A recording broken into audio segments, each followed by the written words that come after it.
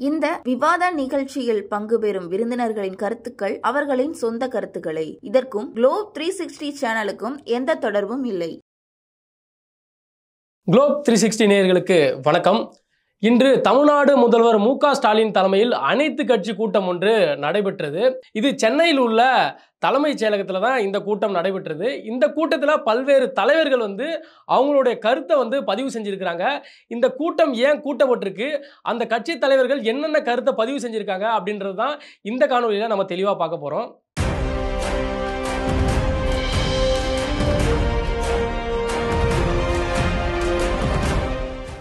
கடந்த ஒரு வாரத்துக்கு முன்னாடி மத்திய அரசிடமிருந்து ஒரு தகவல் வெளியாகி இருந்தது. அது என்ன தகவல் அப்படின்னு சொல்லி நம்ம பார்த்தோம்னா, நாடாளுமன்ற தொகுதிகள் மறுசீரமைப்பு செய்வதாக உள்ளார் அப்படின்னு சொல்லிட்டு மத்திய அரசிடமிருந்து ஒரு தகவல் வெளியாகி இருக்கு. அது எப்படி அப்படின்னா, வடக்கு ஆளப் போகிறது, தெற்கு தேய போகிறது அப்படின்னு சொல்லிட்டு ஒரு அறிவிப்பு தான் அதில் வெளியாகி இருந்தது. அதில் பார்த்தீங்கன்னா குறிப்பாக உத்தரப்பிரதேசத்தில் 80 தொகுதிகளில் இருந்து 143 தொகுதிகள் உயர்றதாகவும், பீகார் 40 தொகுதிகளில் இருந்து 79 தொகுதிகள் உயர்றதாகவும், மத்திய பிரதேஷ் 29 தொகுதிகளில் இருந்து 52 தொகுதிகள் உயர்றதாகவும், அதே நம்மளுடைய தெற்கு மாநிலங்களில் தமிழ்நாடு 39லிருந்து 31 குறையிறதாகவும், கேரளா 20லிருந்து 12ஆகவும், ஆந்திரா மற்றும் தெலுங்கானா 42லிருந்து 34ஆகவும், கர்நாடகா 28லிருந்து 26ஆகவும் குறையிறதுக்கான ஒரு வாய்ப்பு ஏற்படுறதா இருக்குன்னு சொல்லி இந்த அறிவிப்பு வெளியாக இருந்தது. இந்த அறிவிப்பு மிக தென் மாவட்டங்கள்லையும் தென் தமிழகத்திலையும் தென் பகுதிகளிலும் மிகப்பெரிய ஒரு தாக்கத்தை ஏற்படுத்தும், மிகப்பெரிய ஒரு பாதிப்பை ஏற்படுத்தும் அப்படின்னு சொல்லிட்டு அந்த தமிழகத்தில் உள்ள அனைத்து கட்சிகளும் ஒரு மிகப்பெரிய ஒரு வியப்பை ஏற்படுத்தினது. இதனால தமிழ்நாடு முதலமைச்சர் மு.க. ஸ்டாலின் அவர்கள் அனைத்து கட்சிகளும் கூடி அவங்களுடைய கருத்தை பதிவு பண்ணுங்க, அவங்களுடைய விமர்சனத்தை பதிவு பண்ணுங்க, அவங்களுடைய எதிர்ப்புகளை இதில் பதிவு பண்ணுங்க அப்படின்னு சொல்லிட்டு கிட்டத்தட்ட தமிழ்நாட்டில் 53 கட்சிகளுக்கு அவங்க பங்கு பெறதுக்கு ஒரு அழைப்பாணையை வெளியிட்டிருக்கிறாங்க. அதில் முக்கியமான கட்சிகளாக பார்த்தோம் அப்படின்னா, தேமுதிகவில் இருந்து பிரேமலதா அவர்களும், அதிமுகவில் இருந்து திரு எடப்பாடி அவர்களுக்கும், நாம் தமிழர் கட்சியிலிருந்து ஒருங்கிணைப்பாளர் சீமான் அவர்களுக்கும், மதிமுகவிலிருந்து வைகோ அவர்களுக்கும் போன்ற பல்வேறு முக்கிய கட்சிகளுக்கு அழைப்பு கொடுக்கப்பட்டிருந்தது. இதில் இன்று பல்வேறு கட்சிகள் பங்கு பெற்றிருக்கிறாங்க. அவங்களுடைய கண்டனத்தை இந்த கூட்டத்தில் பதிவு செஞ்சிருக்காங்க.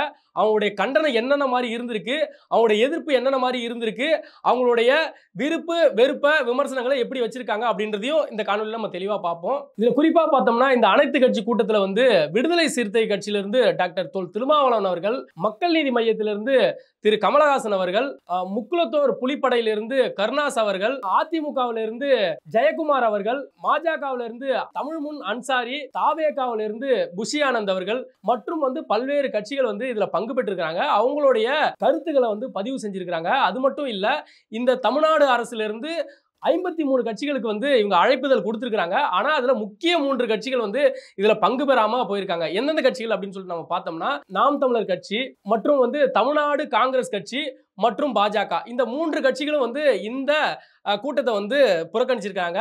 அது மட்டும் இல்ல, ஏன் புறக்கணிச்சாங்க அப்படின்றது அது அவங்களோட தனிப்பட்ட கருத்து. அவங்களுடைய கருத்தும் இன்னும் வெளி சொல்லல. ஆனா இங்க பங்கு பெற்ற கட்சிகள் அனைத்துமே சில குற்றச்சாட்டுகளை வச்சிருக்காங்க மத்திய அரசு மேல. அந்த குற்றச்சாட்டுகள் என்ன அப்படின்னு சொல்லி நம்ம பார்த்தோம்னா, விடுதலை சிறுத்தை கட்சியிலிருந்து திருமாவளவன் என்ன சொல்றாரு அப்படின்னா, நம்ம எப்படி அமெரிக்காவில் மக்கள் தொகை கணக்கெடுப்பு எடுத்து எப்படி அவங்களுக்கு சரிசமமாக தொகுதிகள் பிரிக்கப்பட்டிருக்கோ, அதே மாதிரி இங்கேயும் மக்கள் தொகையை கணக்கெடுப்பு செஞ்சு அதன் அடிப்படையில் தொகுதிகளை பிரிக்கணும், இருக்கிற தொகுதிகள் அப்படியே இருக்கணும், இதுல எந்த குறைபாடும் ஏற்படக்கூடாது, அப்படி குறைபாடு ஏற்பட்டுச்சு அப்படின்னா மிகப்பெரிய ஆபத்தை இது ஏற்படுத்தும் அப்படின்னு சொல்லிட்டு அவருடைய பதில அதுல கொடுத்திருக்கிறாரு. அது மட்டும் இல்ல, நம்ம மக்கள் நீதி மையம் கமலஹாசன் அவர்கள் என்ன சொல்லியிருக்காரு அப்படின்னு சொன்னா, இருக்கிற தொகுதிகள் அப்படியே இருக்கணும், இதுல எந்தவித மாற்றமும் ஏற்படுத்தக்கூடாது, அப்படி மாறினா தமிழ்நாட்டுக்கு மிகப்பெரிய ஆபத்து ஏற்படும் அப்படின்னு சொல்லிட்டு அவருடைய பதிலாவும் அதுல உள்ள வச்சிருக்கிறாரு.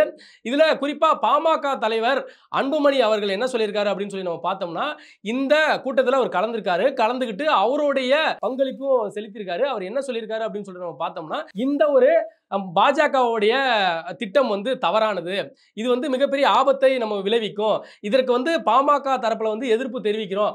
ஆனா இதன் கூட வந்து தமிழ்நாடு அரசு என்ன செய்ய வேண்டும் அப்படின்னா, மக்கள் தொகை கணக்கெடுப்பும் சாதிவாரி கணக்கெடுப்பும் எடுக்கணும், எடுத்தாதான் சமூக நீதியை வந்து நம்ம நிலைநாட்ட முடியும் அப்படின்னு சொல்லிட்டு பாமக தலைவர் வந்து அதுல சொல்லியிருக்காரு. அது மட்டும் இல்ல, தமிழக வெற்றி கழகத்தின் தலைவர் திரு விஜய் அவர்கள் வந்து அவருடைய சார்புல வந்து திரு புசி ஆனந்த் அவர்கள் வந்து கலந்துருக்காங்க. அதுல என்ன சொல்றாங்க அப்படின்னு சொல்லி பார்த்தோம்னா, 534 தொகுதிகள் வந்து அப்படியே இருக்கணும், அதுல எந்த ஒரு மாற்றமும் ஏற்படக்கூடாது, அதுல மாற்றம் ஏற்பட்டா அது ஆபத்து விளைவிக்கும், அதனால வந்து தமிழக வெற்றி சார்பா வந்து 534 தொகுதிகளும் அப்படியே இருக்கணும், அதுல எந்த ஒரு மாற்றமும் ஏற்படக்கூடாது அப்படின்றத அவருடைய விமர்சனத்தையும் அதுல உள் வச்சிருக்காரு. அது மட்டும் இல்ல, பல்வேறு கம்யூனிஸ்ட் கட்சிகள், பாஜக, இந்திய காங்கிரஸ் மற்றும் வந்து பல்வேறு கட்சிகள் வந்து இதுல வந்து பங்கு பெற்றிருக்காங்க, அவங்களுடைய கருத்துக்களும் தெரிவிச்சிருக்காங்க. குறிப்பா இந்த கூட்டத்தில் கலந்துகிட்ட ஜெகன் மூர்த்தியார், புரட்சி பாரதம் கட்சி நிறுவனர் என்ன சொல்றாரு அப்படின்னு சொல்லி நம்ம பார்த்தோம்னா, தமிழ்நாட்டின் தொகுதிகள் எண்ணிக்கை குறைந்தால் பட்டியல் சமூக மக்களுக்கான தொகுதிகள் எண்ணிக்கையும் குறையும், அதனால அவங்களுடைய நலன் பாதிக்கப்படும், அதனால அவங்களுடைய பிரதிநிதித்துவம் இதுல வந்து குறையும், அதனால நாங்க மிகவும் ஒரு காட்டத்தையும் எதிர்ப்பையும் இதுல நாங்க தெரிவிக்கிறோம் அப்படின்னு சொல்லிட்டு ஜெகன் மூர்த்தியார் அவர்கள் வந்து இதுல தெரிவிச்சிருக்காரு. பழநெடுமாறன் உலக தமிழர் பேரவை என்ன சொல்றாரு அப்படின்னு சொல்லி நம்ம பார்த்தோம்னா, எதிர்க்கட்சியை ஆளுகின்ற மாநில முதலமைச்சர் பேசிய இந்த சதி திட்டத்தில் முறியடிக்க வேண்டும், மு.க. ஸ்டாலின் அவர்கள் தலைமையில் தங்களுக்கான வேண்டிய நலன்களை வந்து நம்ம பெற்றுக்கணும் அப்படின்னு சொல்லிட்டு பழநெடுமாறன் அவர்கள் குறிப்பிடுறாரு. தமிழ்முன் அன்சாரி மனிதநேய ஜனநாயக கட்சி தொகுதி மறுசீரமைப்பால் பாதிக்கப்படும் மாநிலங்கள் எல்லா மாநிலங்களும் சேர்ந்து ஒரு உச்ச மாநாடு வந்து மு.க. ஸ்டாலின் தலைமையில வந்து அது அரங்கேறணும் அப்படின்னு சொல்லி சொல்றாரு. தணிகை அரசு என்ன சொல்றாரு அப்படின்னு சொல்லி பார்த்தோம்னா, தொகுதி மறுசீரமைப்பு பிரச்சனையை உணர்ந்து முதலாக குரல் கொடுத்தவர் வந்து மு.க. ஸ்டாலின் அவர்கள் தான், அவருக்கு என்னுடைய பாராட்டுகளை தெரிவிக்கிறேன் அப்படின்னு சொல்லிட்டு பல்வேறு தலைவர்கள் வந்து இதுல வந்து மு.க. ஸ்டாலின் அவர்களை போட்டுறாங்க, புகழ்றாங்க. அது மட்டும் இல்ல, இதுல வந்து பல்வேறு விமர்சனங்களையும் வைக்கிறாங்க. அதுல குறிப்பா யாருன்னு சொல்லி நம்ம பார்த்தோம்னா, அதிமுகவை சேர்ந்த ஜெயக்குமார் அவர்கள் என்ன குற்றச்சாட்டு வைக்கிறாரு அப்படின்னு சொன்னா, இந்த ஒரு திட்டத்துக்கு நாங்க உங்களை அதிமுகவுக்கு வந்து உங்களுக்கு ஆதரவு கொடுக்கிறோம், ஆனா இது மட்டும் இல்ல, நீங்க கச்சத்தீவு மீட்பு, நீட் தேர்வு மற்றும் பல பிரச்சனைகளை வந்து திமுக அரசு கையில் எடுக்கணும், இது வந்து எனக்கு என்னமோ வந்து ஒரு நாடகம் மாதிரி தெரியுது, மத்திய அரசு ஒரு நாடகம் தீட்டுது, மாநில அரசு ஒரு நாடகம் தீட்டுது, அந்த மாதிரி தான் எனக்கு தெரியுது, குறிப்பா வந்து மக்களுக்கான பிரச்சனையை பேசுங்க, இப்போ வந்து பாஜக வந்து எந்த ஒரு முடிவும் எடுக்கல, கிட்டத்தட்ட தேர்தலுக்கு வந்து இன்னும் ஒரு 13-14 மாதங்கள் இருக்கு, அதற்குள்ளே ஏன் இந்த ஒரு நாடகம் அரங்கேறுது அப்படின்றது எனக்கு ஒரு சந்தேகத்தை கிளப்புது.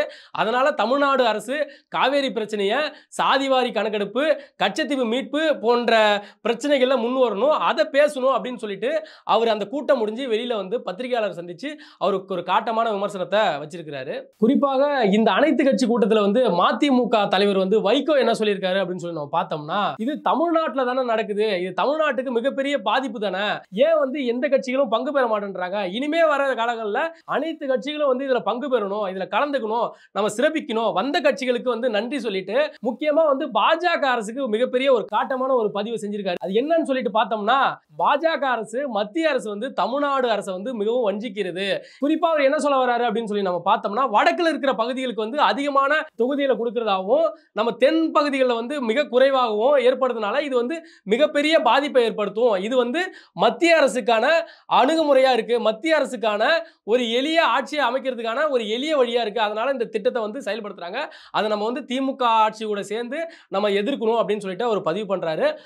காங்கிரஸ் தலைவர் செல்வ பெருந்தகை அவர் என்ன சொல்றாரு அப்படின்னு சொல்லி நம்ம பார்த்தோம்னா, மத்திய அரசுக்கு மக்களும் சரி, தமிழ்நாடு அரசு முதலமைச்சர் அவர்களும் சரி, நம்ம சரியான பாடத்தை வந்து போட்டணும் அப்படின்னு சொல்லிட்டு செல்வ பெருந்தகை வந்து அவர் தமிழ்நாடு அரசு வந்து ஆதரிக்கிறாரு, அதற்கு மத்திய அரசுக்கு காட்டத்தையும் கண்டனத்தையும் பதிவு பண்றாரு.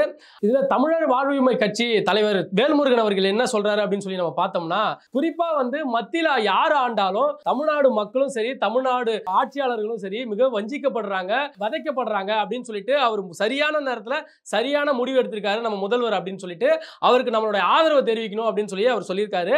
அது மட்டும் இல்ல, தேமுதிக பொதுச் செயலாளரான பிரேமலதா அவர்கள் என்ன சொல்றாருன்னா, இந்த கட்சியில கூட்டத்தில் வந்து சேர்ந்து அவங்க பங்கு பெற்று அவங்களுடைய ஆதரவையும் தெரிவிச்சிருக்காங்க, திமுக அரசு வந்து சரியான நேரத்தில் சரியான முடிவுகள் எடுத்திருக்கு, இந்த மாதிரி ஒரு கூட்டம் அமைச்சது எப்படி அப்படின்னா பாராட்டக்கூடிய விஷயமா இருக்கு அப்படின்னு சொல்லிட்டு அவங்களுடைய பதிலாக வந்து இதை சொல்லியிருக்கிறாங்க.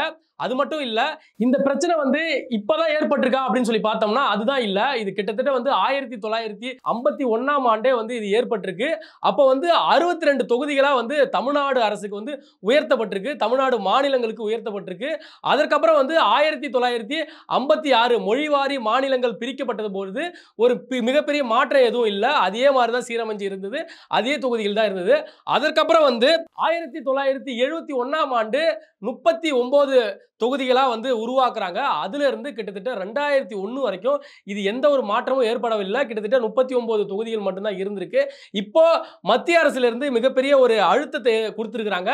ஆனா நம்ம தமிழ்நாட்டுக்கு வந்த அமித்ஷா அவர்கள் என்ன சொல்றாரு அப்படின்னா, கோவையில பேசுற அவரு, தமிழ்நாட்டுல எந்த ஒரு தொகுதியிலும் குறைக்க மாட்டோம். அந்த தொகுதிகள் அப்படியே தான் இருக்கும்.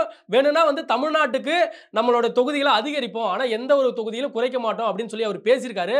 அந்த நம்பிக்கைப்படாதனால தான் இந்த தமிழ்நாடு அரசு இப்பேற்பட்ட ஒரு கூட்டத்தை அமைச்சிருக்காங்க.